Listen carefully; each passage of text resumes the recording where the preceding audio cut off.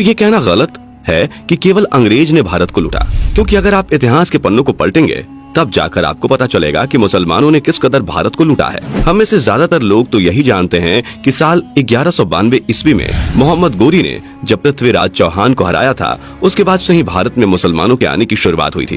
पर आपको बता दें कि ये जानकारी सच तो है, लेकिन साथ ही ये अधूरी भी है। दोस्तों, मुसलमानों के भारत में आने और इस्लाम के भारत में पनपने की शुरुआत 711 ईस्वी से शुरू हुई थी। इससे पहले भारत के किसी भी कोने में कोई मुसलमान नहीं था, और यही वो समय था जब मुसलमानों ने यूरोपियन देश स्पेन में भी कदम रखे थे। अब मुसलमानों का किस वजह से भारत में आगमन हुआ, इसे लेकर कई सारे इतिहासकारों ने अलग अलग तर्क दिए हैं, जिसमें से सबसे प्रमुख बात यह है कि साल 711 ईस्वी में सिंध के कुछ ताकतवर और खूंखार लुटेरों ने बगदाद के मुसलमान जहाज को बंधक बना लिया था, जिसमें गैर कानूनी ढंग से दर्जन भर बगदाद के सिपाही सिंध नदी का पानी ले जा रहे थे। लुटेरों ने सिपाहियों को बंधक इसलिए बनाया था क्योंकि वो लोग पानी ले जाने के बदले किसी भी तरह की फिरौती नहीं देते थे। अब आप सोच रहे होंगे कि यार ये लोग बगदाद से इतनी दूर पानी लेने क्यों आया करते थे। तो आपको बता दें कि पहले के समय में मुसलमान सिर्फ और सिर्फ मिडिल ईस्ट सेंटर एशिया में ही रहते थे, यानी कि बगदाद और अरब के देशों के आसपास, और इस तरह की ज्यादातर जगहों पर रेत की मोटी चादर बिछी हुई है और पानी का दूर दूर तक नामो निशान भी नहीं है। यही वजह है कि इन लोगों को पानी लेने के लिए इतनी दूर आना पड़ता था। आपको बता दें कि जिन सिपाहियों को समुद्री लुटेरों ने बंधक बनाया था और साथ ही बगदाद के पानी वाले जहाज को जिस जगह पर रखा गया था वो जगह सिंध में आती थी, और जब बगदाद के बादशाह और सिंध के राजा के बीच सारे राजनीतिक और कूटनीतिक प्रयास असफल हो गए, तब जाकर सिपाहियों को छुड़वाने के लिए हजाज बिन यूसुफ, जो कि उस समय के बगदाद के बादशाह हुआ करते थे, उन्होंने मात्र 17 साल के कम उम्र वाले सेनापति मोहम्मद बिन कासिम को एक छोटी सी सेना के साथ सिंध के राजा दाहिर से युद्ध करने के लिए भेज दिया था। और यही वो समय था जब मुसलमानों ने पहली बार भारत की धरती पर कदम रखा। इस युद्ध में मोहम्मद बिन कासिम ने सिंध के राजा दाहिर को बहुत बुरी तरीके से हरा दिया और वहां पर अपना राज कायम कर लिया।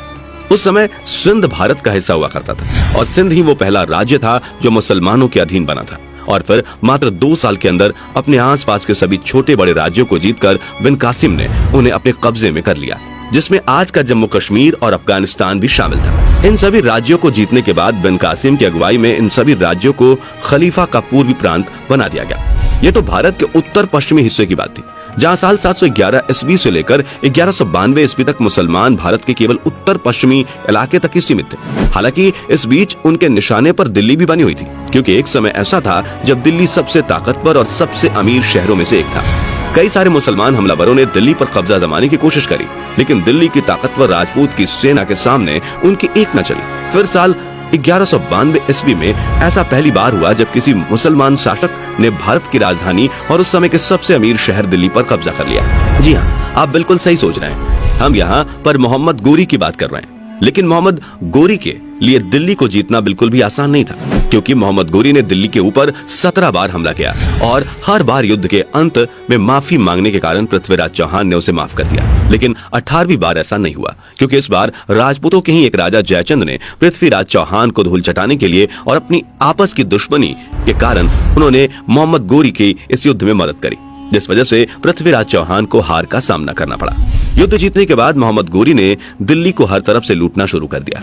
कई सारे मंदिरों को तोड़कर खजाने को लूटा, जमीन के अंदर धंसे खजानों को भी उसने नहीं छोड़ा। कई सारे खजाने लूटने के बाद जब मोहम्मद गोरी का मन भर गया तो उसने दिल्ली और अपने जीते हुए बाकी सारे राज्यों की जिम्मेदारी अपने सबसे वफादार गुलाम कुतुबुद्दीन ऐबक को सौंप दी और वो खुद गजनी वापस लौट गया।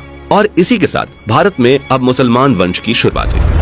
सन 1206 से लेकर 1290 तक दिल्ली सल्तनत पर जिन तुर्क शासकों द्वारा राज किया गया उसे गुलाम वंश कहा जाता है। गुलाम वंश का शासन लगभग 84 सालों का था। इसके शासन में भी भारत के अंदर खूब सारी लूटमार हुई, खूब सारा पैसा या फिर ये कह लीजिए कि उस समय सोने और अशरफियां मोहम्मद गोरी और मोहम्मद गोरी के खानदान के पास जाता था। गुलाम वंश के बाद दिल्ली पर खिलजी वंश ने शासन की शुरुआत की। इस वंश का शासनकाल 1290 से लेकर 1320 तक चला और खिलजी ने भारत में काफी लूट मचाई थी। कहा जाता है कि अलाउद्दीन खिलजी का वफादार गुलाम गफूर जब दक्षिणी भारत में हमला करने के लिए गया तो वहां पर वो लगातार 3 सालों तक आसपास के सभी छोटे राज्यों को लूटता रहा और 3 साल बाद जब वो वापस दिल्ली पहुंचा तो उसने अलाउद्दीन खिलजी के सामने 300 से भी ज्यादा ऐसे बक्से खोले जिनमें कई सारे सोने की अशरफियां मौजूद थी।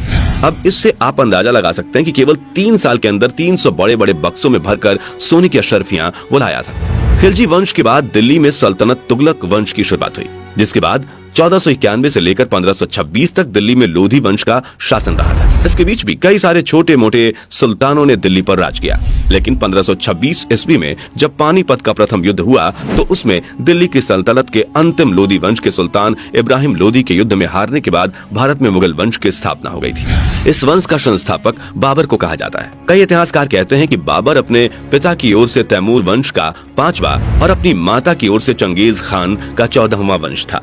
1530 में बाबर की मौत हो गई। उसके बाद हुमायूं मुगल बादशाह बन गया, लेकिन समय को तो कुछ और ही मंजूर था। साल 1539 में चौसा का युद्ध और 1540 में कन्नौज युद्ध के बाद हुमायूं को अपनी ताकत का अंदाजा लग गया था, क्योंकि इन दोनों ही युद्ध में वो हार गया था और शेर शाह सूरी ने इन दोनों युद्धों को जीतकर दिल्ली पर राज कायम किया और वो खुद दिल्ली का बादशाह बन गया। शेर शाह सूरी की मृत्यु के बाद दिल्ली पर सूरी वंश के शासकों के अधिकार रहे थे, पर उनकी सैनिक ताकत भी वक्त के साथ कमजोर होती गई। इसलिए मौके का फायदा उठाकर हुमायूं ने दिल्ली पर फिर से हमला किया और उसे वापस अपना बना लिया और उसने 1555 ईस्वी में भारत में मुगल वंश की स्थापना करी, जब तक भारत में ब्रिटिश राज कायम नहीं हो गया। सन 1857 तक दिल्ली पर मुगलों का दबदबा रहा।